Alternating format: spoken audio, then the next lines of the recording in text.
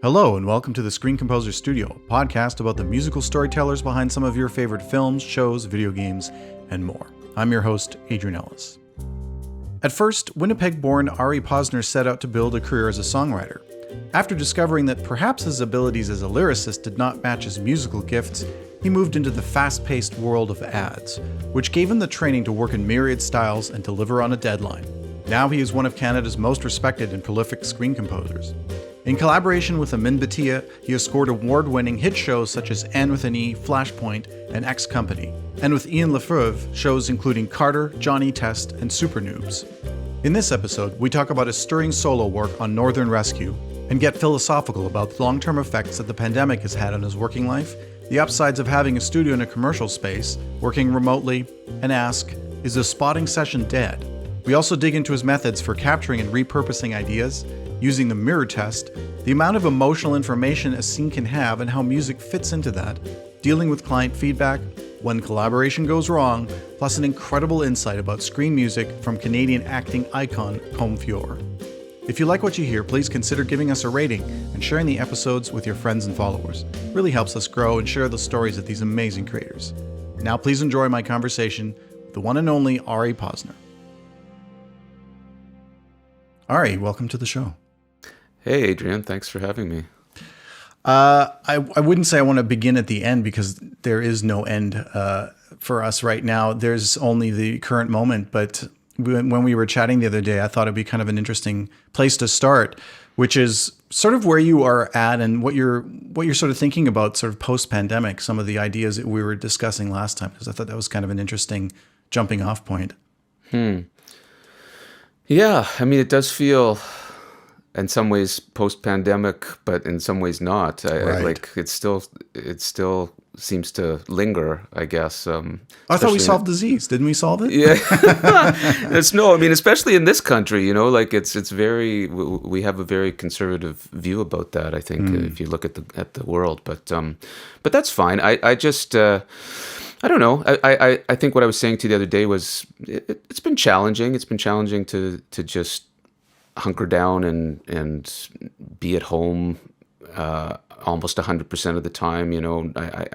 I have a space downtown that I'd love to work at, but it just wasn't really necessary to be there, and they weren't even really fully open to everyone coming in. Most of the staff were working from home, so yeah, I think it's taken its toll on me for sure. And I'm trying to navigate now how to get back to that schedule of, dividing my time up, going back to the studio downtown more. Something that struck me as interesting in terms of how you work. I mean, so many composers. I've started at home in a tiny little shoebox room, and I've stayed at home. I've never actually had a studio space or an external space. And you're, I think, one of the few people that still has a place that they go to, a place of work. And it's kind of interesting. I mean, there's a number of different aspects to that. We tend to look at our profession as being really solitary, but I think you were sort of mentioning that there's a social component to that whole thing and an integration that sort of seems to be helpful.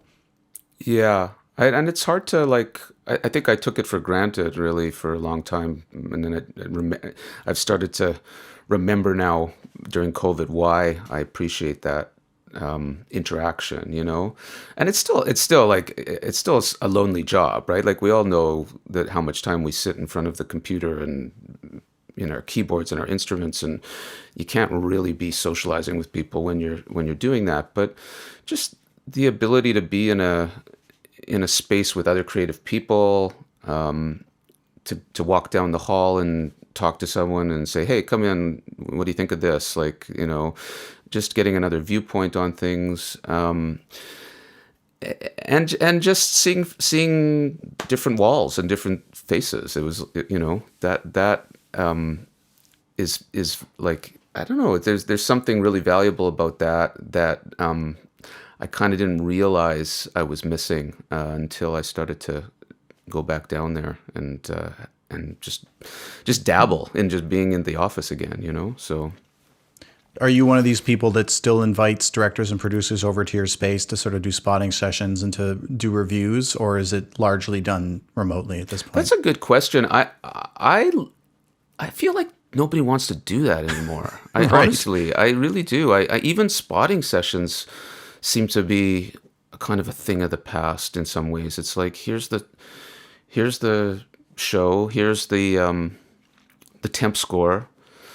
Not that you need to copy the temp score necessarily, but it kind of tells you where most of the music's going to go, right? And certainly if you have some other ideas about where things should go or where things could connect together, please, tell me and let's talk about it. But to spend 4 hours or whatever it takes sitting there spotting, it just seems to be like a thing of the past, which is really bizarre.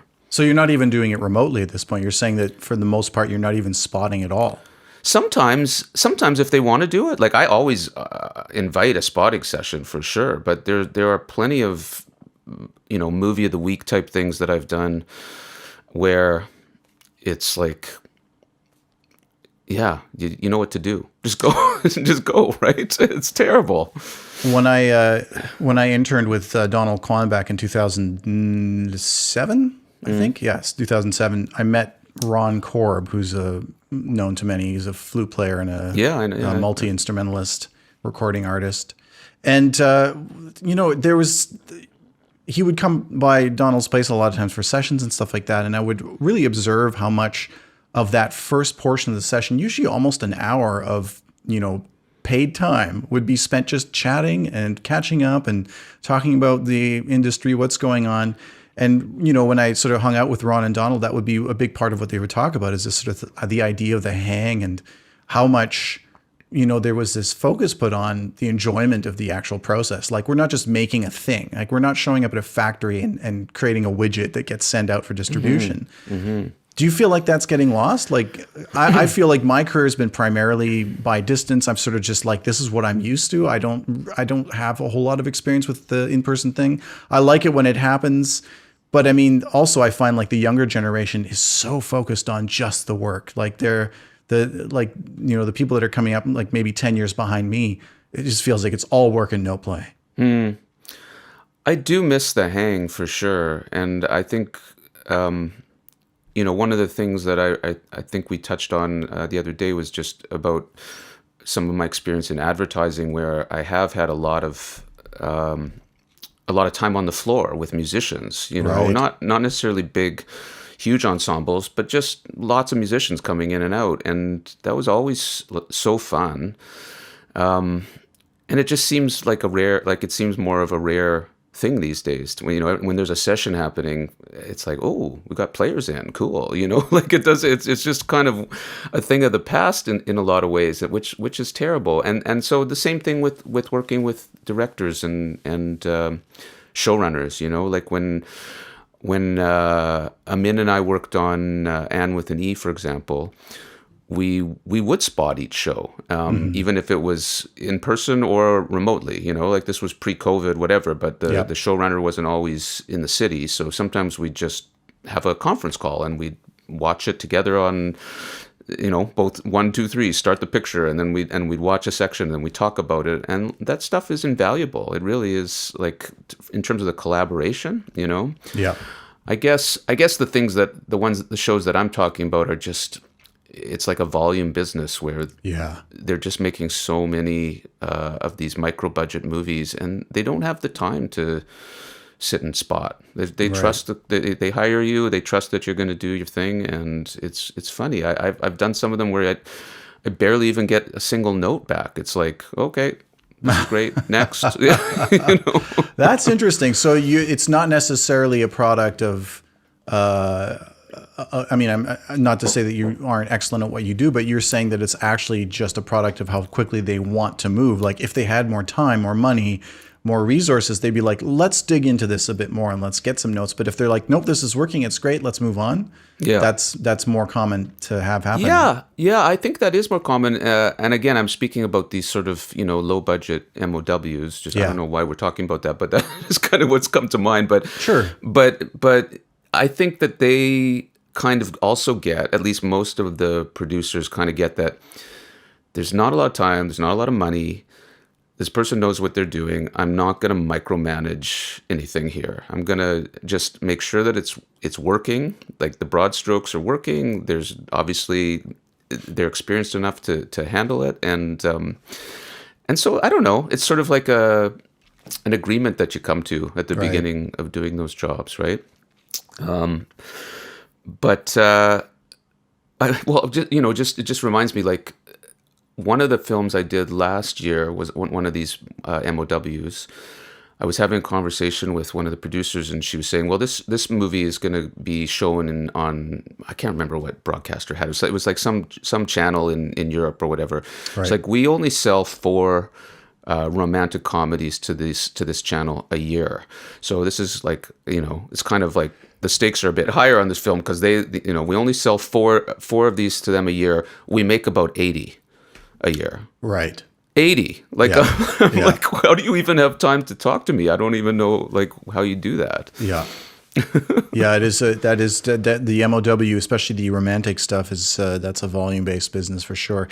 I mean, and there's something that I appreciate about that.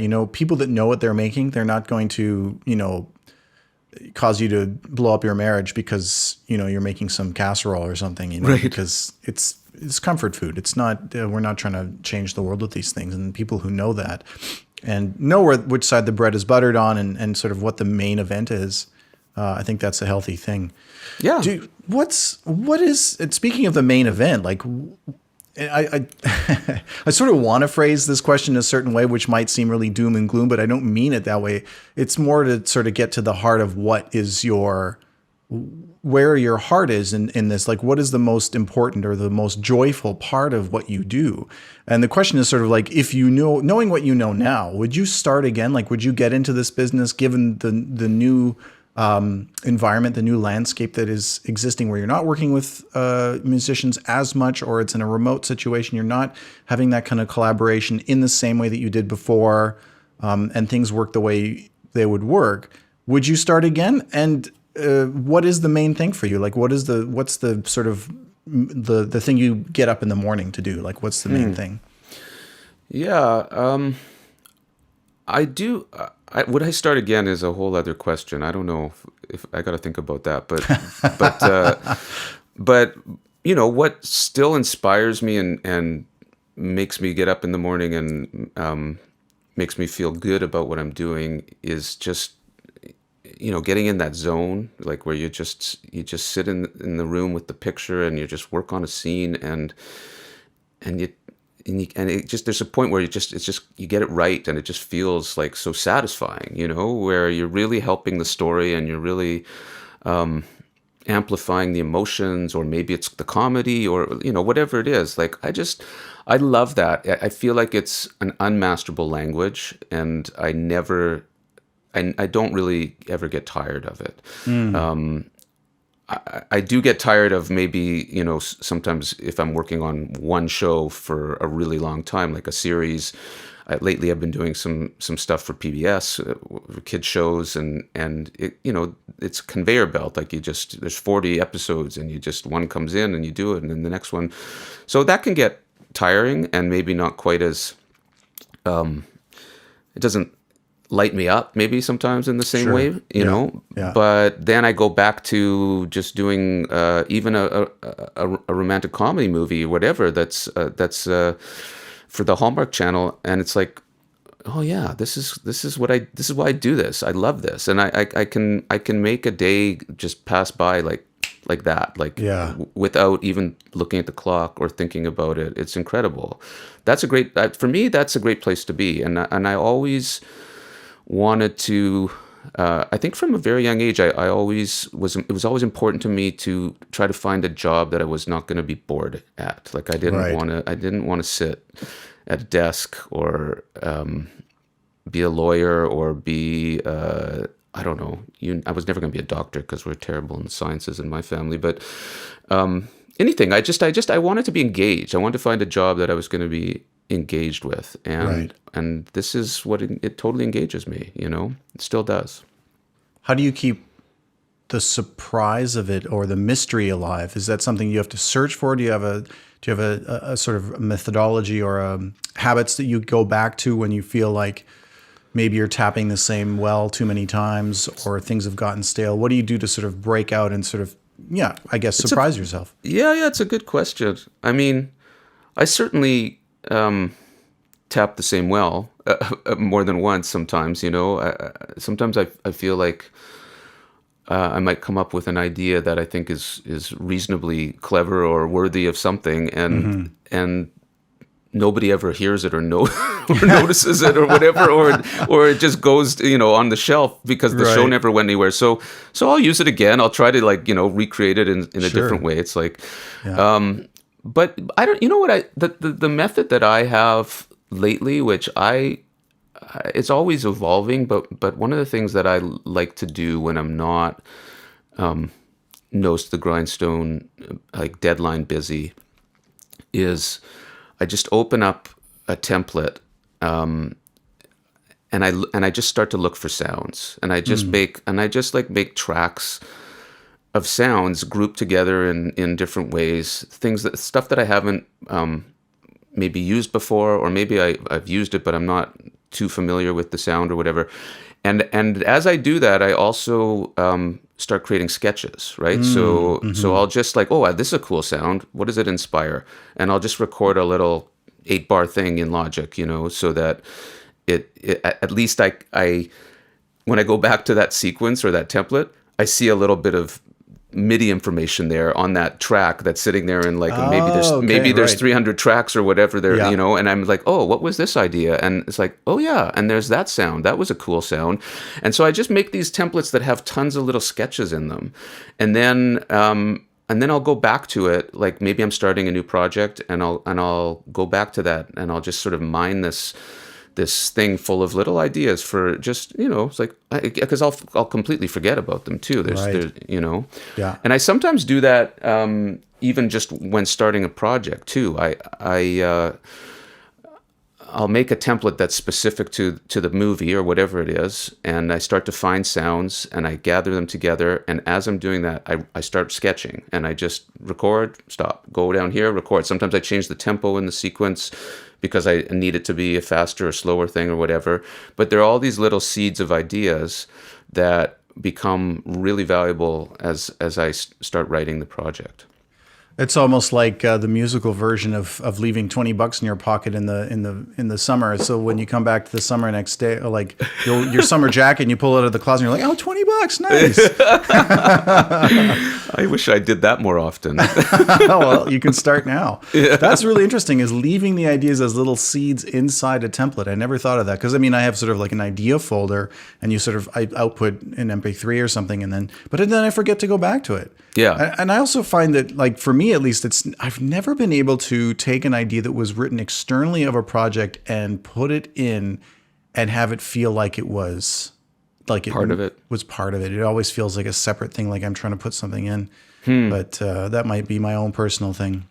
Well, I mean, look, the best songwriters and composers all sort of rip each other off and also themselves off, I mean, I think John Williams has done it millions of times, and you have, I don't know, we all live in our own boxes, and you have certain ideas or a certain amount of ideas, right? So 100%. You have to bank them and use them, I think. Oh, absolutely. And I think if that didn't exist, then you would never have a sound or a voice, because you'd always be changing it. It would be completely indistinguishable from the thing you did, or it would be distinguishable every time from everything else you ever did. Yeah. But I like this process a lot. And just to talk a little bit more about it, like when I'm starting a project, I like to have this template that has the whole movie sitting there, or maybe it's an episode of a show or whatever, and I'll call that, like, master template for this movie or whatever, and you can look at it from 30,000 feet, sort of thing, right? Like you scrunch Logic up so everything's super small, and you can just see the whole movie in one screen and all your little seeds of ideas, and so sometimes I'll just maybe as part of the spotting process for myself, I'll get to a scene and I'll be like, wonder if this would sound good, and I'll just make a little sketch there, right, in that spot. And I'll have a bunch of sketches throughout the film like that, and then I'll come back to it. Like once I've like sort of made the spotting notes, numbered everything, have my shopping list, so to speak, then I'll come back to that main template, and I'll start to zoom in, right? And so I'm like, okay, let's go to this scene, and I'll take everything else out of the sequence except for that little sketch, and I'll get rid of the full sound from the picture because it's a huge file. I'll just get rid of that, and then I'll just make a new sequence and just create a little sequence with just that scene and that sound, and start working on that. And I keep going back to the master template and like, okay, let's work on this scene. I've got an idea for that. It's kind of, I don't know. It's been an evolving method, and I find that it's working well. So that's great. I love that. It's actually very similar to how I work in terms of like just looking at the project file and having that 30,000 foot view, which is actually something I learned from going to do a fine art degree post-secondary. The first thing they did, because they knew where we came from. We all came from like hunched over little sketchbooks drawing like this close to our face, and they made us attach our paintbrushes to the end of a yardstick. And then we had to do a figure study based on that. And it was like awful. Like everything, I was just like, this is terrible. Like I have no control. There's no fidelity. Everything just like, it's like garbage. But they're like, now you know what it is to look like, to have to stand back. And that's so cool. It was an interesting, that's really cool. Just, more painterly strokes and like getting away from this, like one very specific way of holding the pencil and being so like, right in the face up to the whole thing. Yeah. It reminds me of something I read that I think Leonardo da Vinci used to do. Was he would draw stuff and then he would hold it up in a mirror to look at it. Yes. And he said you would see flaws that you didn't see from looking at it the normal way, right? And that made me sometimes like sort of just like, I'm working on a cue or something, and I think it's finished, and then at the end I'll sit in my room the opposite direction. I'll just listen with my ears, with the back of my head to the speakers, right? Like just to get a different perspective. And I've seen I saw one director do this on a film that I worked on too, where we were in the mixed playback, and he just started to wander around the room and just like get down close to the floor and like just like he was just listening from different places. I just thought that's so awesome, That's really interesting. Yeah. I noticed that effect in my home. We have a giant mirror in our dining room. We have an open plan sort of main floor, and there's this kind of idea of hedonic adaptation where you get used to a certain thing and that no longer really registers. It's the reason why the first cup of coffee you ever drink in your life is going to just hype you up and make you feel like you're on fire. And then, when you've had 30 years of coffee drinking, it just sort of gets you to normal. Right. And sometimes we can get used to, we don't have, in order to practice gratitude, we have to see things from a new perspective. And I noticed that when I looked at my house through that mirror and it was flipped, I suddenly saw it through different eyes, as if I was a new person or somebody else coming into this home that I'd never seen before, because everything looked alien. And I had this enormously different and much greater appreciation of the space and how it was set up. And I just thought, this is a great house. And it gave me that appreciation. I was thinking as you were talking, like, okay, what's the mirror image for music then? Like, how do we do that? And that's an interesting idea where you turn away and you're just sort of like blocking out the visual aspect of it so that you're no longer being informed. Donald Colm once said to me, be careful about writing to picture with the picture up, because the picture will make your music sound better than it is. And I thought that was an interesting POV. Yeah. For me, I always find like inviting someone into the studio and just listen to the piece of music. You get 2 bars in, you're like, you know what, forget it. You can go. Like just that alone. You're just like, no, I know it's all wrong. It's all screwy. But that's not, that's not a totally fair test. Like for sure, when you listen to the music with someone else there and you hear it like with their ears, kind of like it definitely puts things under a microscope and you hear it a different way. But, I will say that oftentimes film music and TV music, it's like, it's not meant to be listened to on its own. Like there's millions of cues that you would never put on, right? Because they're an accompaniment to the dialogue, right? Like it's like that it's a song, and those are the lyrics, and I'm providing the bed track. Everything is completely dependent on that. And so sometimes, you do these cues that they never really go anywhere. They're just simple pads, shifting, holding, You wouldn't want to listen to that on its own very long, I don't think. Yeah, no, I'm talking more even to picture, just to have somebody in the room, like a body to test, like, does this emotionally feel right? There's sometimes a question about whether that's right or not. And I don't know, my experience is if I have a question, it's not right. Right. If I'm wondering, and it just takes that person to walk in the room for a second to sort of confirm that suspicion. Yeah, you're right. I've had that experience too. It's like the client will just zone right in onto the one little thing that you are not sure about. So. Yeah. Or absolutely love the thing you thought was just a castaway kind of like nothing idea that you were sure was going to get lambasted for being too lazy or whatever. Right. It's always those become, oh man, we got to submit this for an award or something. You're like, please don't, not that one. Yeah, totally. Just trying to circle back to what you had asked about in terms of would I do this again? If I could start again. I don't know. Like, I think if I were going to do it again, I probably would have moved, or I probably would move. Like, I'd probably get out of Canada and go to the big show down there, Right, yeah. I don't know.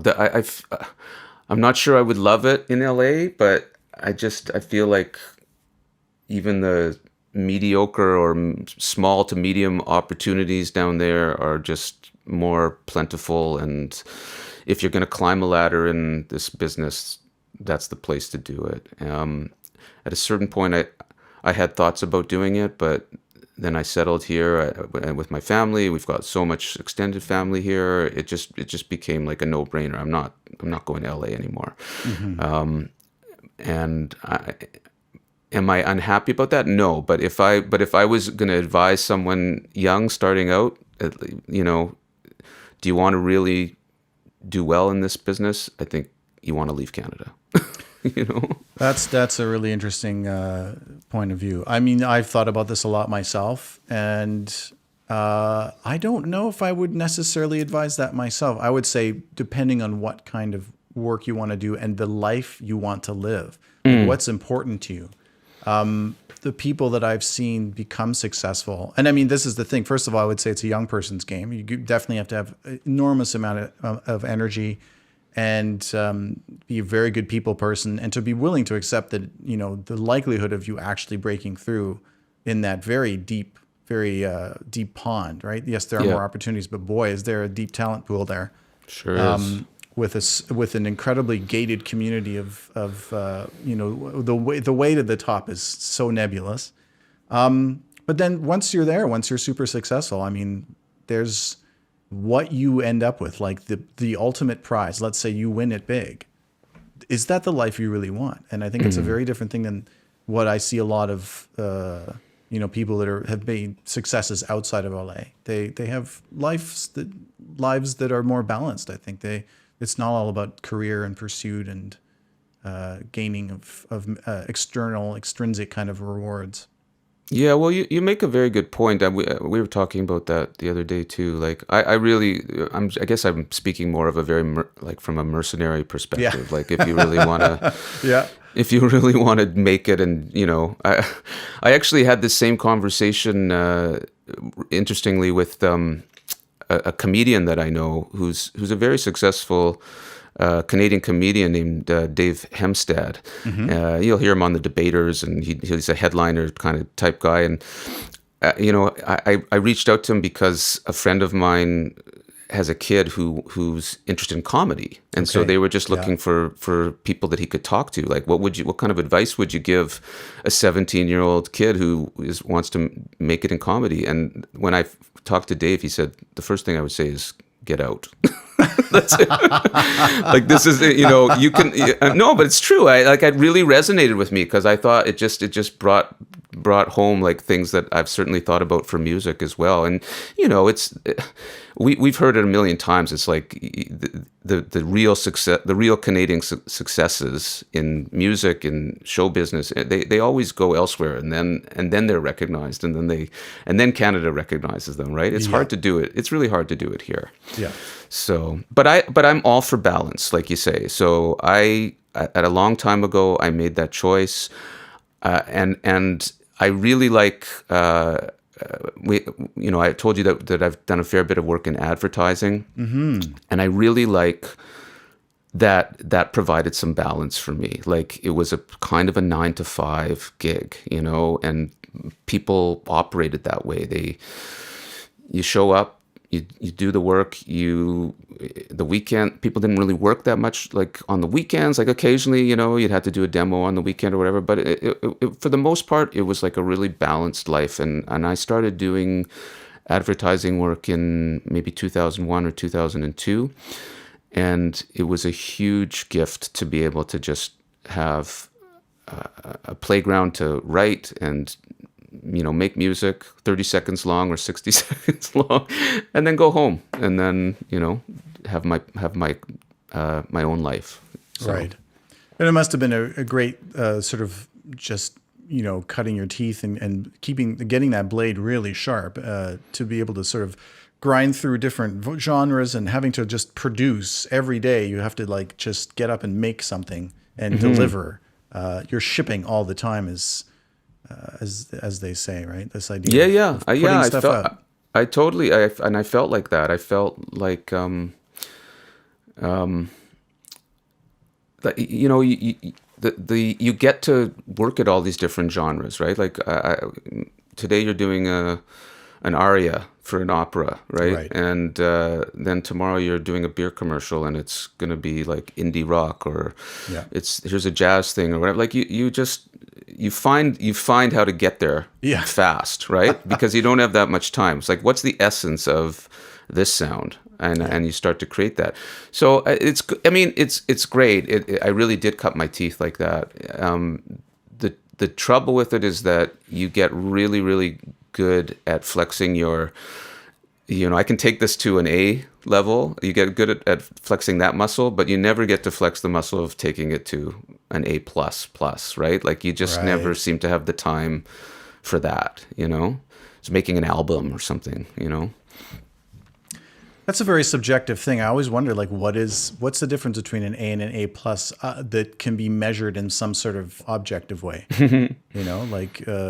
What is that extra step? Like, what would you do differently? I sometimes wonder that at the end of a project. Like, I feel the old saying, if you never stop mixing, or you never finish a mix, you just stop. You just stop, yeah. Same thing with film scores. I mean, eventually you just have to deliver, and you go, well, that was as good. I feel like if I have the sense that was as good as I can do right now, then I'm happy.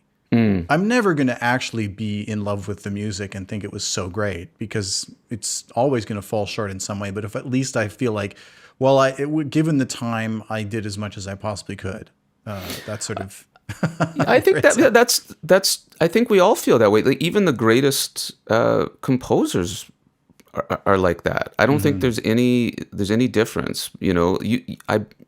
I bet you money that Beethoven or Mozart or Brahms or whoever, they would they'd hear their piece, a couple years later or whatever, and they'd say, you know what, I want to change that part. This is good. This could be different, right? Yeah. And they used to do that. Like, those guys would, you think about these masterpieces as if they're written in stone, but they're not. Those guys would alter things on the floor. They'd hear the orchestra and they go, no, this is wrong. Let's change this, right? So I think we're always going back and trying to perfect stuff. It's, as I said, I think it's an unmasterable language, Yeah, thank goodness for that. So let's go back a bit and help me fill in some of the blanks here, because I know you're born in Winnipeg, right? That's sort of where you spent your early years, and then you ended up studying in York University. Between that, it's almost like you had the internet scrubbed. It's very hard to find more information about you. So tell me a little bit about, like, how did you, because there was an interesting moment earlier on when you said, you kind of found this thing that you wanted to do that was sort of, that's the right combination of of your proclivity skill set, things that you're naturally drawn to and good at. How did you get to that point? Well, when I graduated from York, I sort of had my mind set on becoming a songwriter. That was what I was really most interested in. And I spent a lot of time and money creating demos. This was, long before the time when you could just do it in your basement or in your house or whatever. Like I would go to studios. I'd hire singers, players, I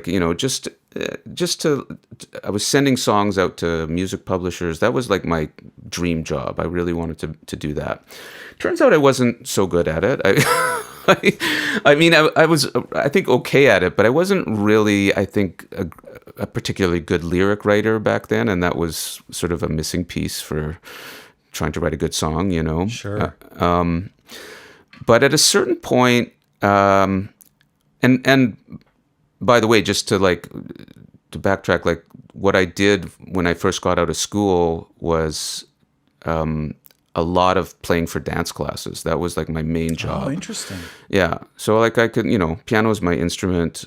I'm okay at improvising, I guess. And I got connected to the dance department at York while I was there to sub in for some classes. And then that just led to full-time work as an accompanist. So I did that for about, 4 or 5 years after I left York.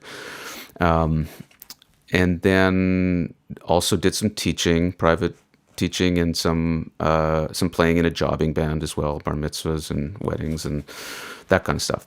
But that was that was what I call the time in the trenches, I really was just trying to be a songwriter, and those things were supporting my songwriting habit. It wasn't until I met a composer just through a family relationship. I was introduced to a guy who was doing scoring, and that was the first time that I got introduced to that world. And I worked as just doing odd jobs and hanging around the studio and running errands, it just allowed me to see the process. I sat in on sessions. I watched how things got mixed. And it eventually led to some opportunities to co-write, because there were some songs that needed to be written for this show, the series that he was working on. And so we did some co-writing on a whole bunch of songs.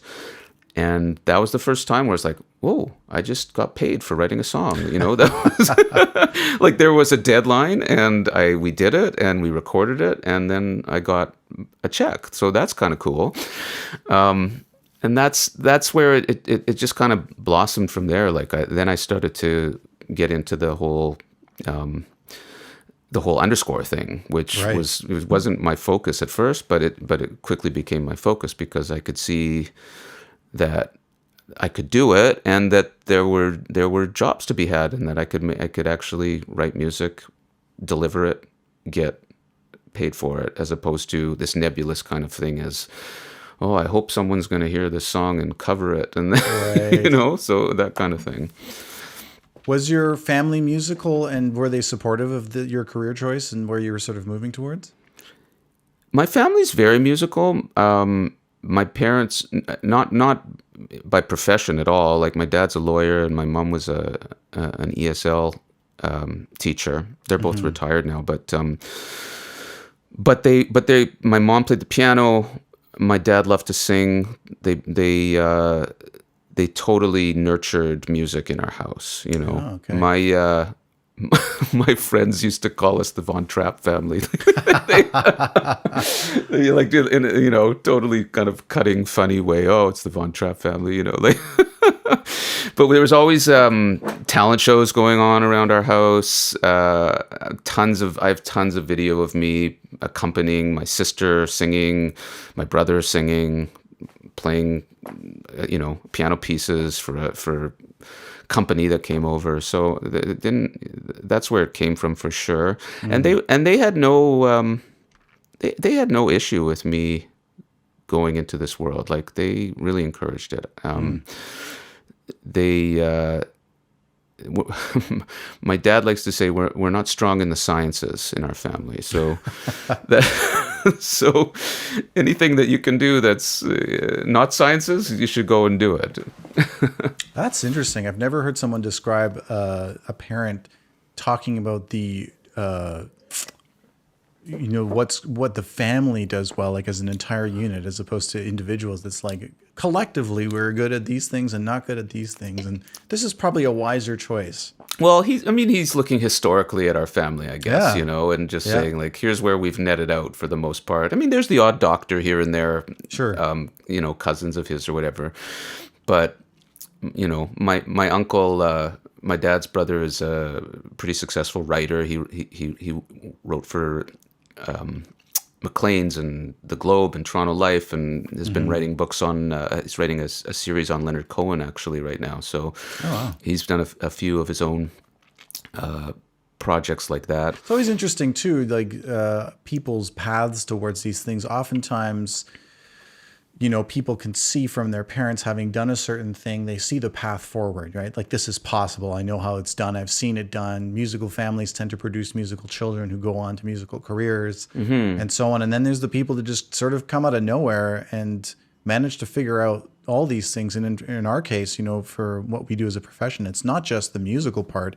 Then it's the storytelling. Then it's being a business owner, an entrepreneur, and having to market yourself and There's all these other skills that you have to develop somehow. And if you're never shown the ropes, you kind of have to figure it all out on your own. Yeah.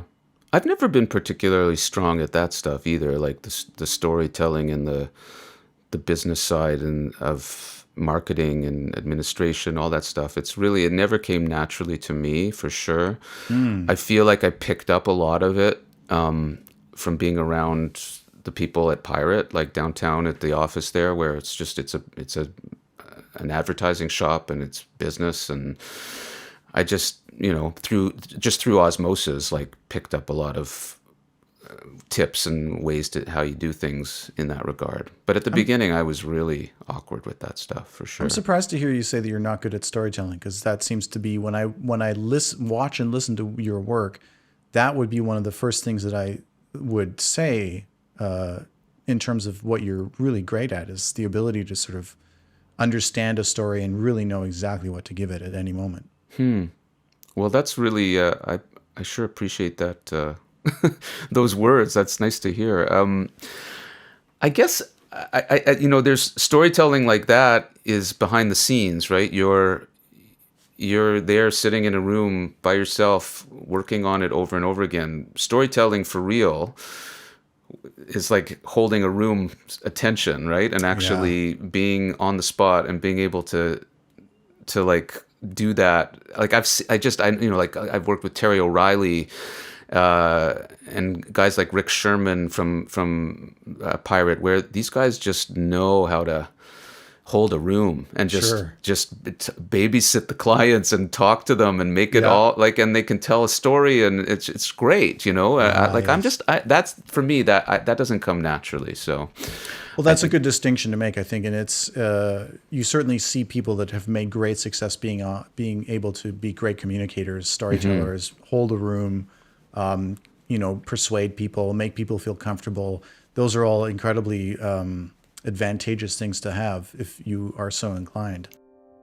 This podcast is brought to you by the Screen Composers Guild of Canada, whose mission includes promoting the music, status, and rights of film, television, and media composers in Canada. Special thanks to the SOCAN Foundation for financial support. For more information on the SCGC, please visit screencomposers.ca and follow us online at Screen Composers. We'd love to hear from you, so drop us a line at tscs@screencomposers.ca. And now, back to our show.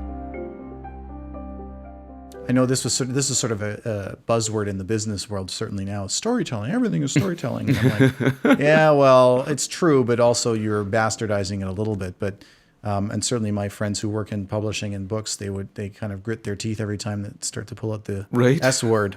The S but word. I mean, I think it's there's an aspect of you have to understand storytelling. You have to understand the arcs of a narrative. You have to understand why characters do things. There's an aspect of psychology to it. And when what we're doing, I feel like is almost an alchemical process. We're going, okay, there's this raw material. Now, how do I make that into something else that the audience will understand in a certain way? And that takes a lot of hours, like of just doing it over and over again. I found and failing. Yeah. I do like I've sometimes people send me stuff to listen to and check out, and they just want to get advice on stuff, and they'll send me a scene that they did, and it's like, this is great music. The music sounds great. The melody's awesome. The chords, everything, but it's not telling the story in the way that it's supposed to. Like it really. It's one of the challenges of doing this is the math, right? It's like how do you make the music and have it turn on a dime and have it shift with the story, and when is that exact moment that it should shift? It's subjective too, right? But I just find that now, I don't know, like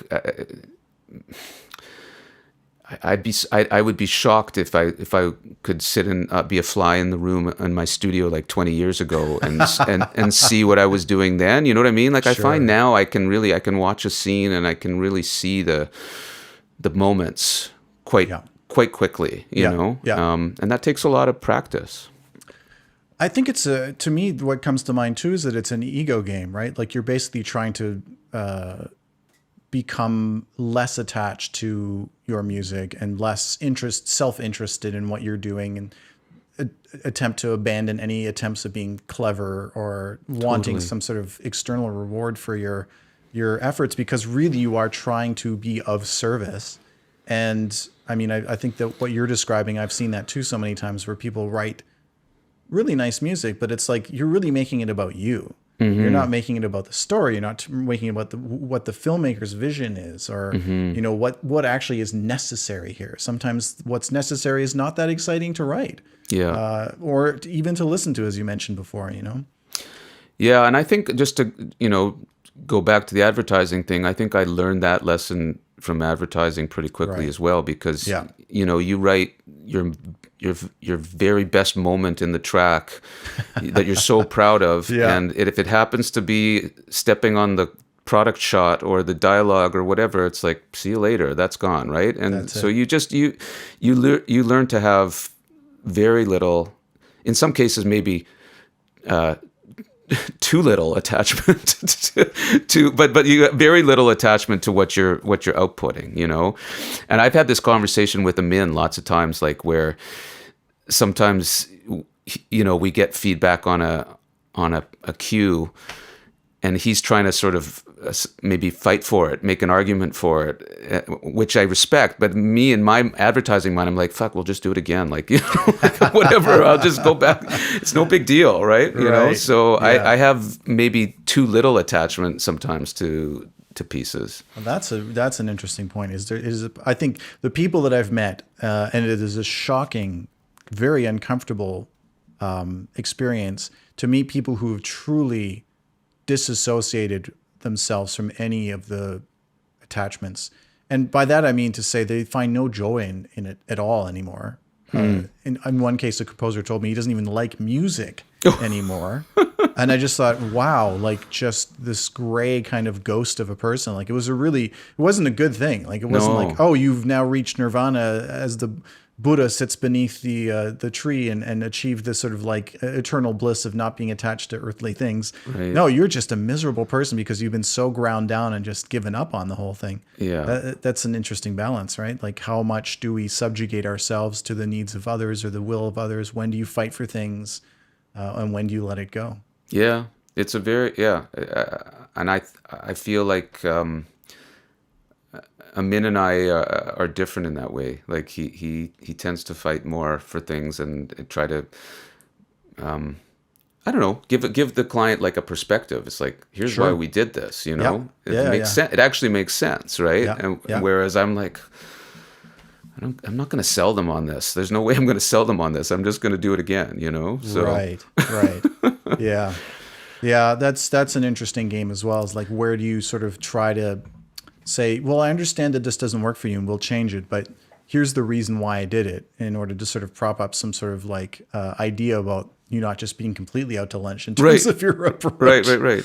But here's a question for you. It reminds me of the whole notion of sitting in the room with your client when you've written stuff. Yeah. Like it used to be that you would present stuff, right? Like you would sit in the room with your client and you'd play them the show or the screener or the section or whatever it is, in commercials. There would be a presentation of the ad. Nowadays, that almost never happens. It's like upload, send it, Dropbox, whatever it is. Do you think that's better? Like, do you think it's better in the sense that they get to sit without, like, they can just have their thoughts about it without, being colored by having you in the room? You know what I mean? Yeah, that's a good question. I don't know if I would say it's better or worse. I'd definitely say it's different.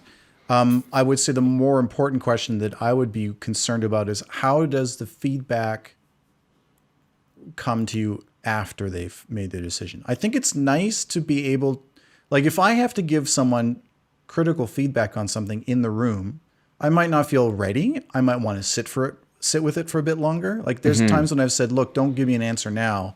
I know this is a little controversial what I've done. I want you to just like watch this a few more times. Yeah. And they say, you know what, Adrian, I hated it when I first watched it, but now that I've seen it a few more times, I've gotten used to the idea and I actually think this is a good direction. But then it's more important, like how does that feedback happen? Some people are really good at writing very succinct, helpful emails, and some people can't do it worth anything. Like to me, that feedback section, like why are you saying no, is more important to me than how the material gets to you. Right. Yeah, if that makes any sense. Yeah, it does. No, it's like if you can sit and have a conversation maybe after the fact, or if it's an email, but probably better to have a conversation and let them have absorbed everything and then give you your thoughts. It's interesting because I think that's. I remember a long time ago, one of my colleagues, he was a composer out in the East Coast. He said, "Oh God, I would never want to sit in the room with my client while they're watching the stuff." And I thought, or compose in front of a client. I know some people are fine with that, and I'm like, what? This is like having somebody watch me go to the bathroom. Like this is the worst thing I can possibly imagine. Like, well, no. I do actually enjoy a little bit of that. Not that I want them to watch me go to the bathroom, but I do enjoy sometimes sitting in the room with the client and just going, "What do you think about this kind of thing?" I think because I have enough keyboard skills to do it that I don't feel awkward or like embarrassed about it. I can present ideas in a succinct way that can get the notion across, right? And sometimes it's great because sometimes they're like, "Ooh, I like that," and then they feel like they're engaged in the process, right? Yeah. So I don't mind doing that. And sometimes in again back to advertising, it's saved many situations where the client's down the hall and they don't like something and they just come into my room and it's like, "Oh, well, we could add this," and sure. and they're like, "Oh, that's great. Let's do that," and then they're happy, right? So I mean, there are so many different ways to do this, and I think that's a good point, though. I mean, there are certain skills you need in order to be able to do things a certain way. Like if you want to present on the moment and come up with a new idea in the moment, your keyboard skills have to be, fairly high in order to do that. To get what's in your brain into the. Are you a guitarist first, or I can't remember? I'm a guitar player first, although I think I'm fairly competent in a kind of hacky way, if that makes sense, on the keyboards. Like I certainly couldn't play a sonata, but I can get my ideas out fairly succinctly. And I just, for me, it's not like Tom Third, who's on the first season of the podcast, he said this thing that I just love, which is my music is a byproduct of this process. It's the data exhaust. And I think, although that makes music seem less valuable, I don't think that was his point. I think the point is the process is the thing that you're really hired for. And if the process is correct, then the music will also be correct. And for me, the process has much more to do with language than it has to do with music, which is a language too. But for me, that's a translation. So I say, okay, we're going to have a conversation. You tell me what you want. I'm going to interpret some things for you in words. We're going to hash out a bunch of language. You're going to send me some tracks, and I'm going to sort of cross-reference those with the words that you've given me. And then I'm going to do ultimately a big translation of all of that into music. And then I'm going to check that against your ideas and see if that translation is correct. And then I adjust. Wow.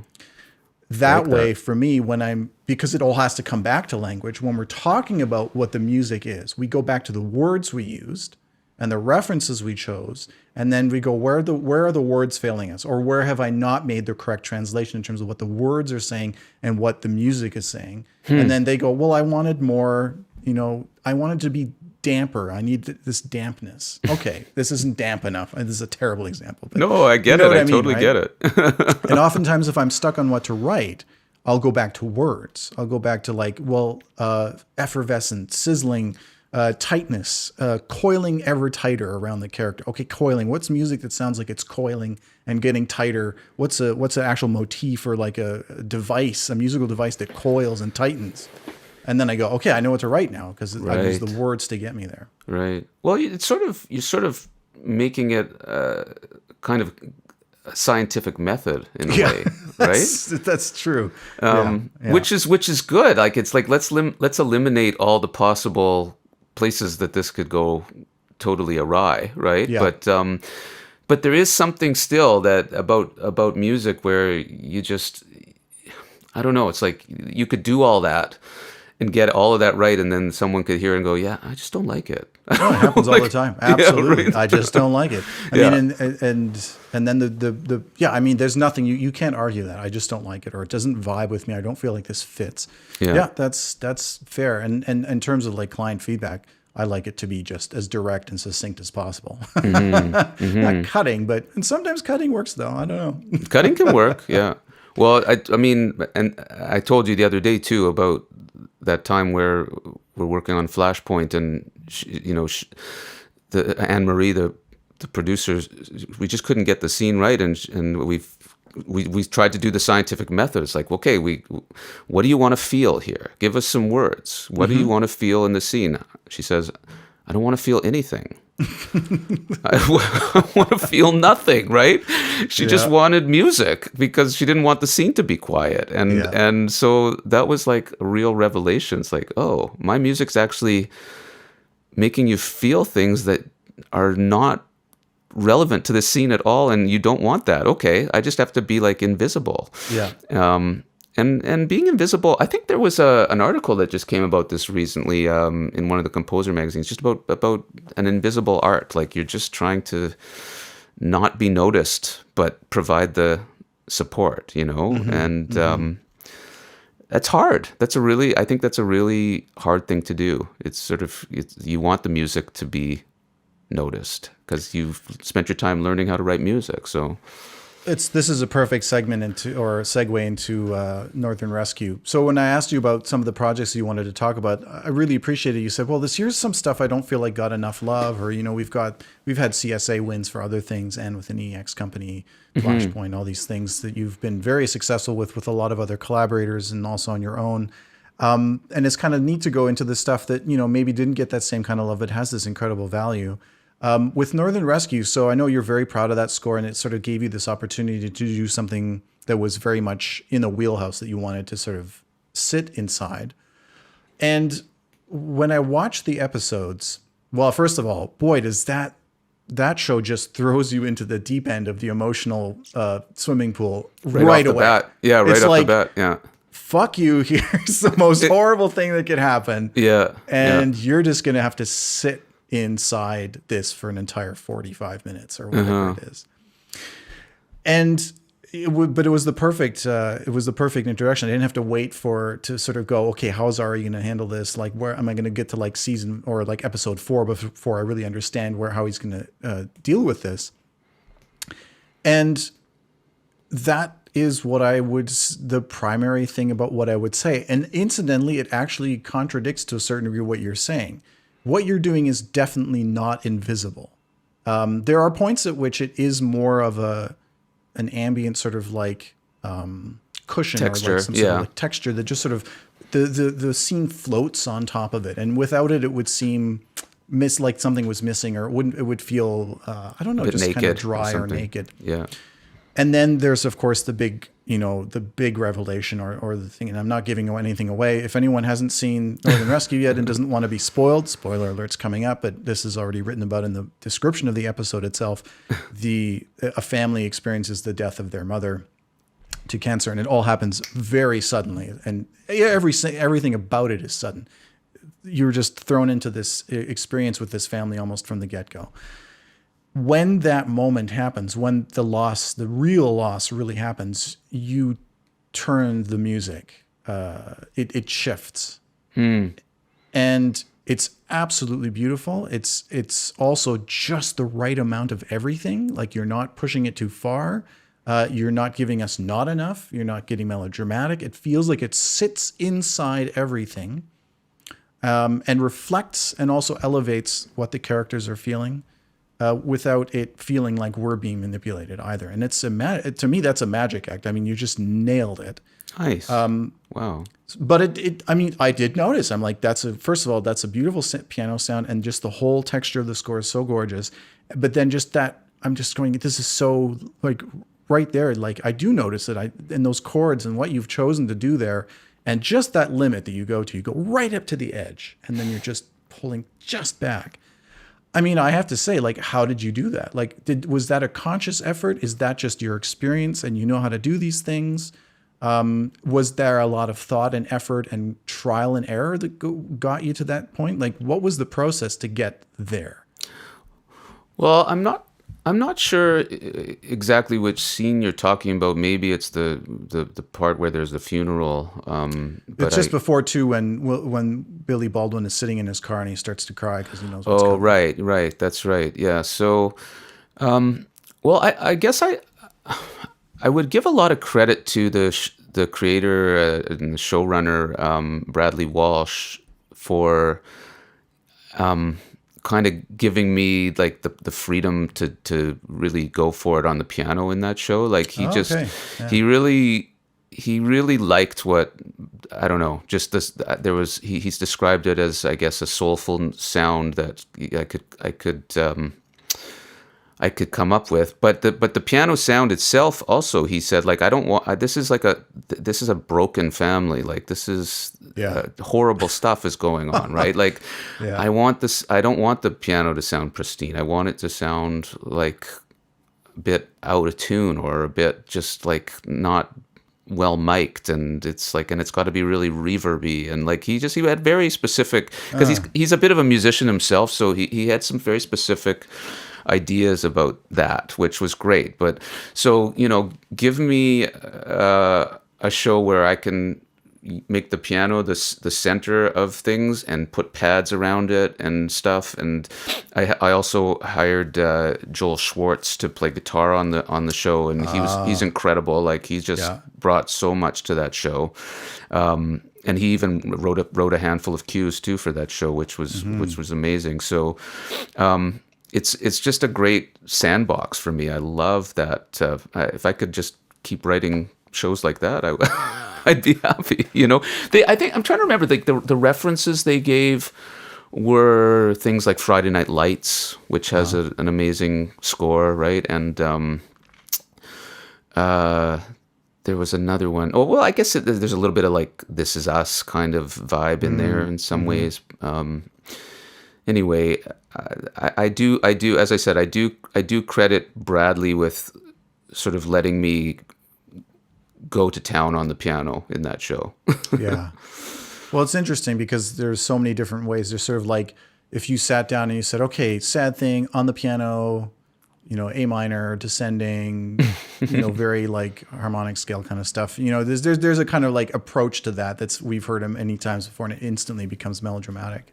And I was just really impressed that it feels like restraint. It feels like an enormous amount of restraint to me, which I think is really great. But Paul Inson, I don't know if you know Paul. Yeah. I've met him. He's a composer and bass player. Yeah. Yeah. I've met him lots of times. Yeah.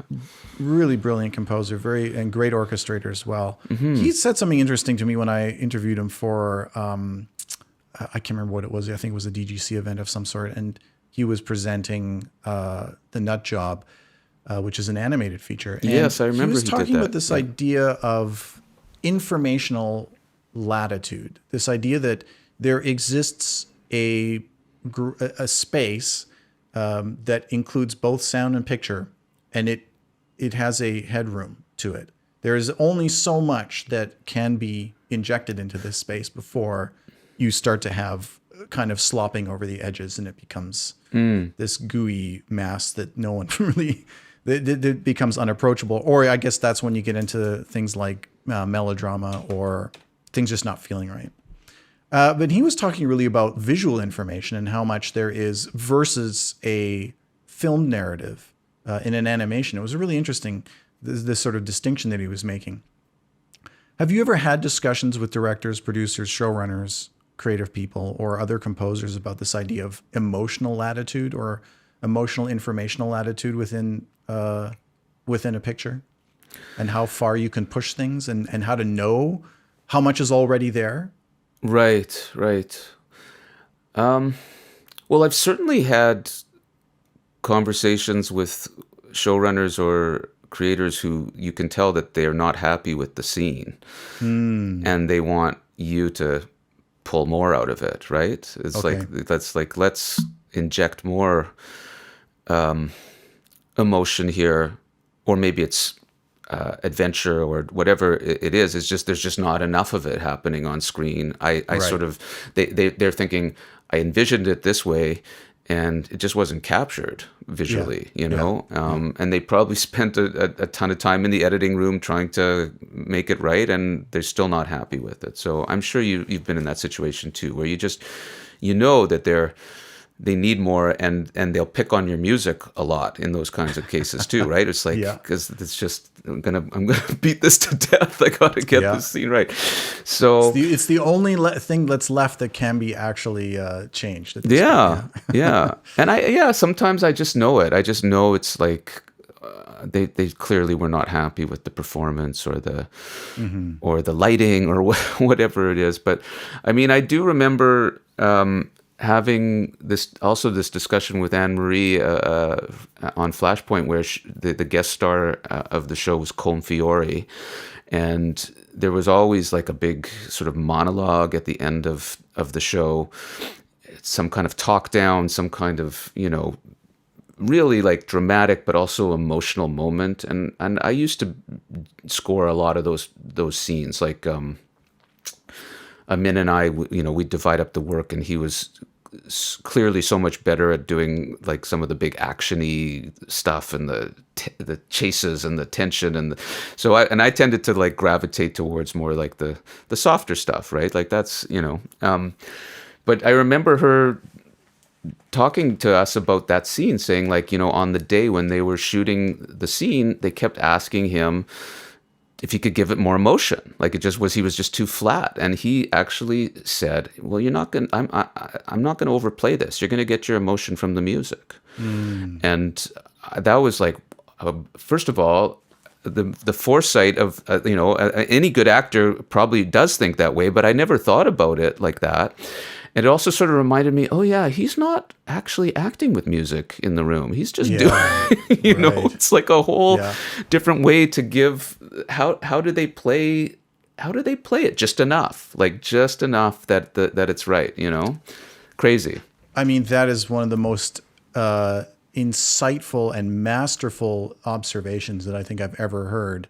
I'm just completely blown away by that, because not only would you have to think of yourself as part of a process, as opposed to only being invested in your egotistical sort of POV at that moment, saying, I'm an actor, I'm on stage, this is my moment, even if it isn't so self-serving. But then to be able to, like, they say they make a movie 3 times, once in the script, once in shooting, and then once in post-production. Right. To be able to see through that process to it.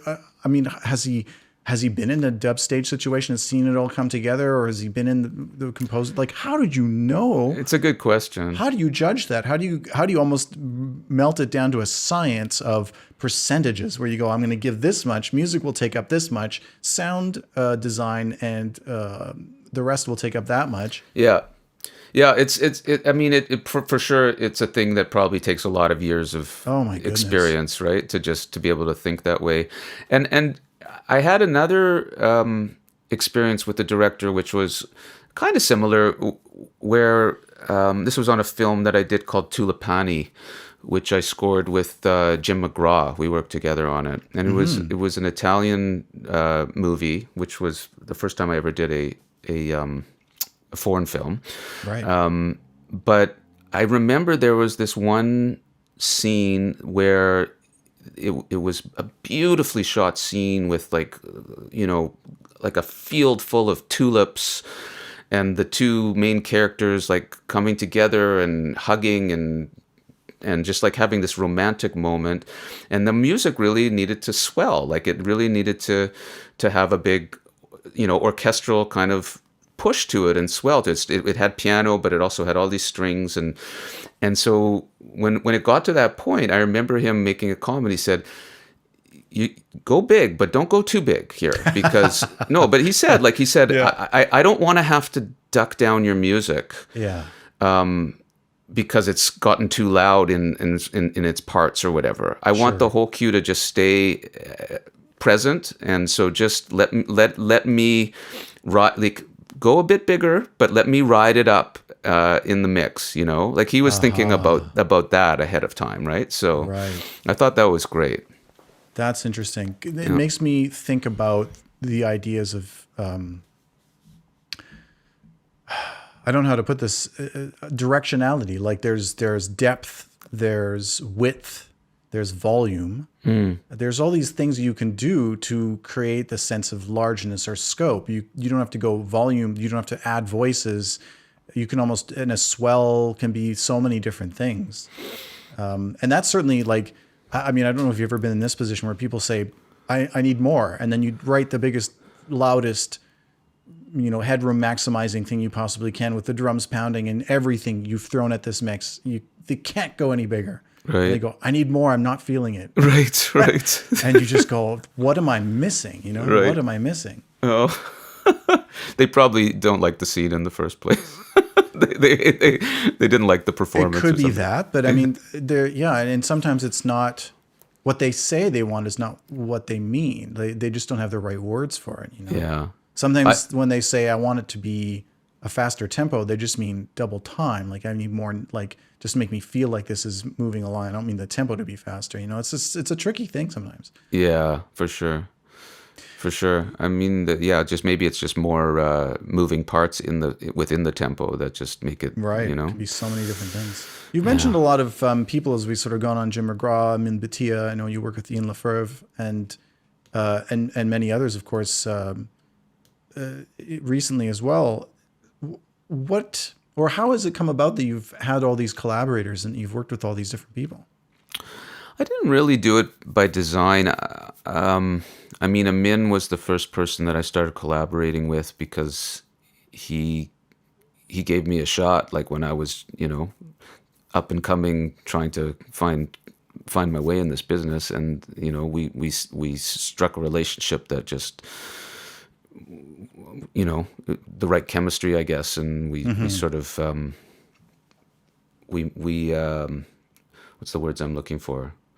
Like we fill in the gaps for each other, I guess, in terms of like what we can do. But I don't know. Like I think maybe also just from being around Pirate and doing advertising work, that's where I met Ian Lefeuvre. That's where I met Jim McGraw. Who was working? He had an office downstairs there. It's just like that thing of like just being out in the world, and meeting other people and not just sitting at home in front of my computer. And I like it. I like the collaboration for two reasons. I think that sometimes often there's synergy, that just you would never imagine, and that's a big part of our job anyway. Like when you're collaborating with a filmmaker, hopefully it's a collaboration that takes your music to a place that maybe you didn't actually think of at first, right? Like that it's going to make it something fresh and new. I also just love not having all the pressure on me either. Like it's a very, I do. It's like it comes back to balance, right? What we were talking about before. I'm not the kind of person that's willing to just, spend my whole time holed up in my studio and not do anything else. I love to play squash. I love to go for runs. I've got 3 kids. I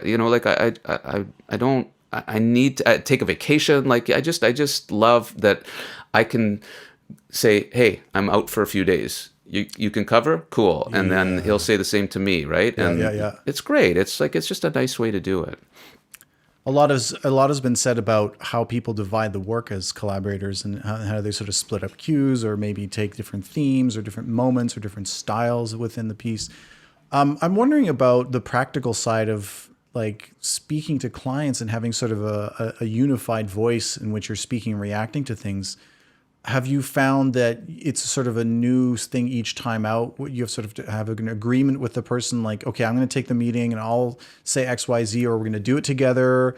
Has there ever been friction in terms of there being a disagreement that sort of crops up unbeknownst to both of you and creates tension in the room? Like, how does that all work? It definitely makes it more complicated when there's 2 people rather than 1.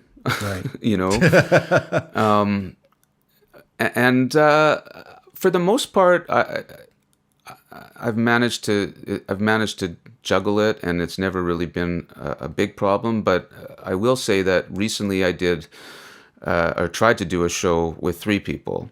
Okay. And it did not go well. It was just too many voices, and every meeting took 3 times as long. And so I think that there's something to be said there for, like, if you're going to work as a team, great, but let's have one person be the point person, the liaison, so that we're not, because everyone's got opinions and things to say, and a lot of the times it's often important and good, but it just eats up a lot of time. So I think for the clients, for the client's sake, it's probably smarter to have just one person being the point person.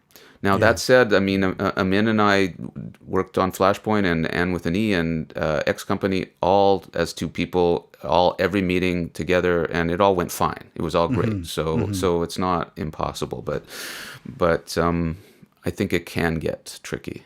Right, because you have to pick your partners well and know what that relationship is about. And it's just human nature that, like, you have a conversation about stuff and you want to say something, right? Like you want to put your thoughts in too, even though you've already covered everything that needs to be covered. It's like, I just, I want to just add to what Ari said, or blah, blah, blah. Like it just is natural that people do that. Right. Right. And I've been working on a kids show lately that's been tricky. There's been a lot of people on every meeting, not composers, but a lot of people. Yeah. And you can feel it. Like you can just feel like this is taking way longer than it needs to, Right. Or the worst case scenario where some producer will say something contradictory to another, and then you have to sort of have that awkward conversation, like, who's the real boss here? Yeah, who am I listening to? That's right. That can be tricky. Goodness. Yeah, that can be tricky. The other day when we were chatting, I asked you to sort of give a thought to a message that you wanted to get out there, or something, if you wanted to say something about, what's going on with your career in the industry, or a word to other fellow composers, sort of give the floor over to you to something that you wanted to talk about. Right. Well, I think that you and I talked about this. Like, it's, if you want to do this job, clearly you got to do it because you love it. It's not it's not like about the end game so much, it's about the process and about, I don't know, finding your voice, I guess, and just bringing something to the table that is really you, right? And hopefully the other stuff comes from that, right? I guess that you, if you do that and you're true to yourself, and obviously if you have the talent, that people will notice it and that you'll be able to build a career like that. But I think that the best advice I can give, and I used to go and talk at York University to fourth year music classes, like they just about like what now, looking ahead, how I'm graduating, and this one teacher that I knew there had me come in a bunch of times to do this same lecture. And what I said at that time, and I still say it, is that at the beginning of your career, I don't think you really have a lot of control of where the opportunities are coming from. Mm-hmm. They kind of just come. And so you have to have your in a way, your eyes like looking around at 360 degrees. And you might have your plan that's like, this is where I want to get, but an opportunity is going to come that's going to take you over here this way. I guess this is a podcast, so probably I shouldn't be using my hands for for directions, but you know what I mean? It's like you take a left turn because the opportunity's there, and very possibly it takes you on a whole different path, or maybe it takes you back to the original path that you had your eye on in the first place. But I just think it's like, I know I spent a lot of time early on in my career just sort of barking up the wrong trees and trying to like move ahead in ways that just were not smart. And it's like you have to really kind of have a plan, but be flexible about where you're gonna take those turns and those opportunities come up. Yeah, I think that's really great advice. And I think that becomes ever more important as you move through this career and you realize that you did end up taking those opportunities, and it may be this the idea of where you thought you were going to go when you were 17, 25, 33, 41, they're going to inevitably be different than what turns out, because you're not a god in control of your own destiny. You can't design these things. And I think that's really wise advice and good counsel to say, hold those things loosely. Like, yes, have ambitions, have a direction you want to go in, but don't forget to look left and right and say, oh, this is here at the doorstep now. Yeah. And it excites me. It interests me. It feels good. And let's do it. It might not be the exact thing you had in your mind. But yeah, that can be the most valuable thing that can possibly happen to you. You just never know. You never know. And I would, sum it up in two words, which I try to instill in my kids. I don't know if I've successfully done it yet, but flexible thinking. Yes. It's like, how can you be flexible in the way that you approach this task, this person, this situation? Mm-hmm. And I do that with cue writing all the time. I'd like just to be able to not have one or two ways that I approach a cue. It's like, okay, well, don't know how I'm going to start this cue, but I know over here that I want to do this because this is like a moment that I just know what I want to do. So I'm going to just start there, and then I'll work backwards, and I'll see what, like, just to be able to approach a problem with flexible thinking, I think is invaluable. And I have one son who's very inflexible in his thinking. So I'm really trying to, I've been trying to work on it with him. He's 18 and about to start university. So I'm hoping it'll change. Any interesting finds in the world of music, art, TV, films recently? The shows that I've really enjoyed lately were, I just watched the last season of Better Call Saul, which I loved. Yeah.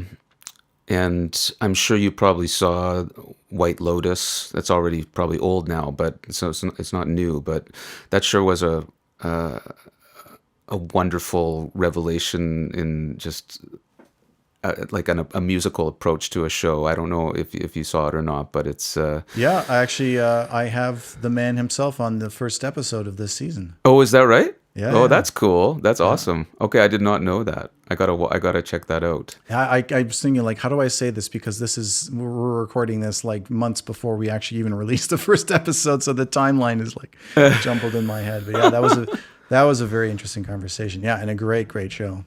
And just like, yes, it inspired some new ideas for me too. Like just the way he approached that show. Absolutely, yeah. I couldn't get over how loud the music was in it too. It was just so loud. It was just wow.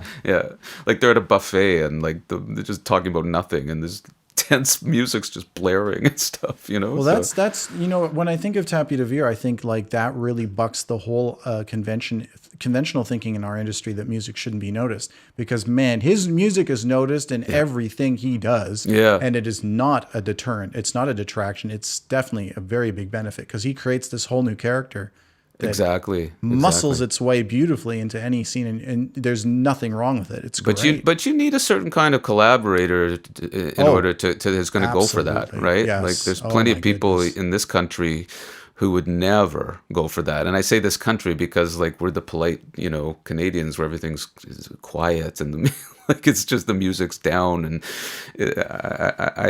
I think that what he did in that show is so cool, but it must have been the person that he was working with, the creator, must have been like, yeah, man, do it. Let's go. Yeah.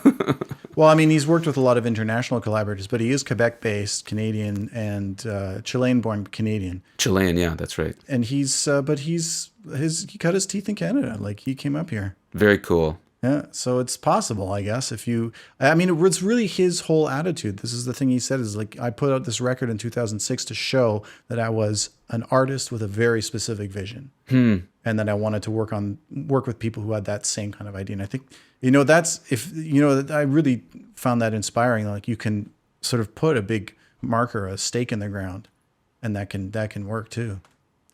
I have nothing but respect for that. Yeah. Of course, he must be in LA now, though, right? No, he's still in Quebec. He is? Yeah. Oh, wow. That's totally surprising. Well, a very big, very interesting farmhouse. Yeah. No, I'm sure he makes trips down there, but he's maintained his foundation in Canada. Inspiring.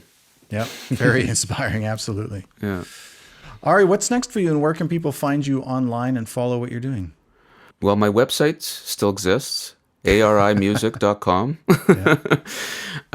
As you said, I'm not a big on social media. I don't do a lot of posting on Facebook or Twitter or those things. Just not my nature. But my next project is actually a film that I'm doing with a director I've worked with before called Sean. His name's Sean Garrity, and the film is called The End of Sex.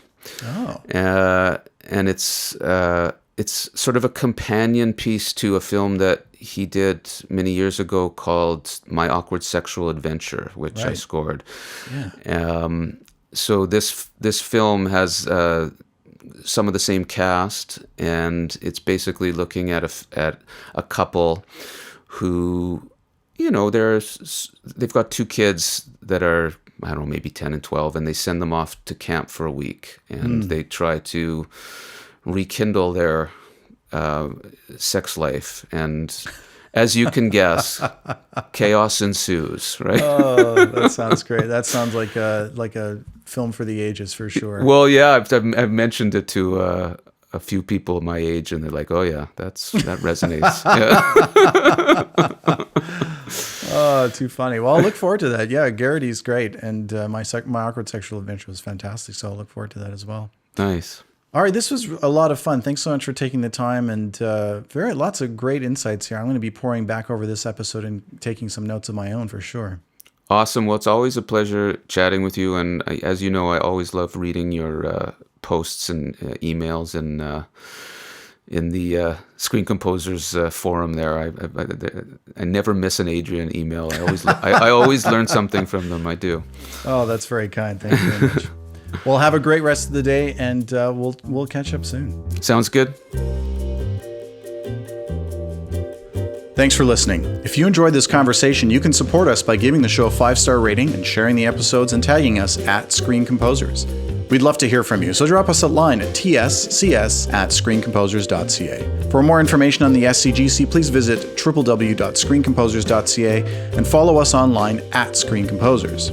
The Screen Composers Studio is produced by myself, Adrian Ellis. Editing, graphics, audio, and video post-production by Nick Grimshaw. Special thanks to our managing director, Tanya Dedrick, as well as the SOCAN Foundation for financial support.